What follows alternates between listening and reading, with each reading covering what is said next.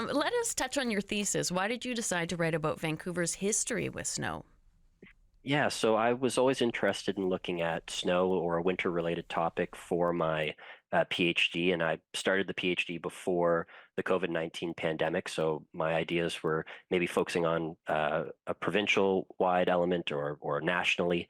And I was living in Vancouver when the pandemic hit, and with restrictions in place at that time, it really had to become a Vancouver focus. And to be honest, I was really glad that it did become one. I lived in Vancouver for about 6 or 7 years, and I'd gone there a lot as a kid. We have family out on the coast, and had seen snow on the coast a number of times, and loved going into the mountains to enjoy the snow. So it really ended up being a great fit, one that was kind of forced by the pandemic, but I'm really glad that I was able to focus on the topic. Oh, lovely. And how would you define Vancouver's relationship with snow after going through all your research?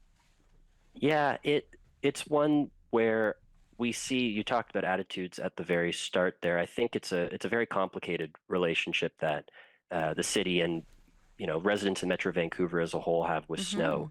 Um, as I look at in my dissertation, it snowed in Vancouver. I look between the 1850s and the 2000s primarily, and when you look at present day Vancouver and the southern coast, it has snowed there almost every winter since the 1850s.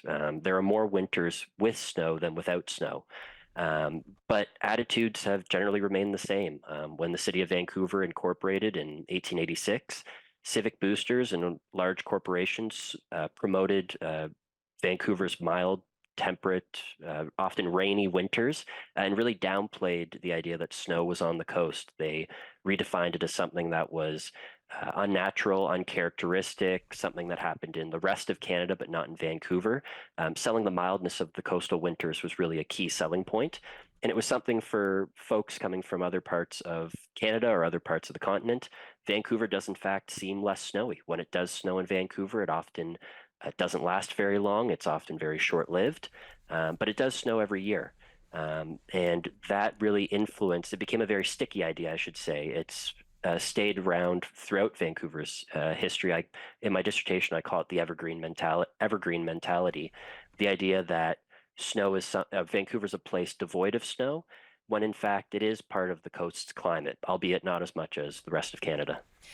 And yet every year, and I'm somebody that has grown up, born and raised on the coast, and I'm always still surprised when it snows a lot.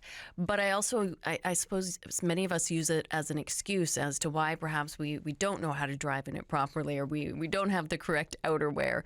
Have our attitudes towards snow changed at all, or are we still stuck in that, as you said, that evergreen mentality?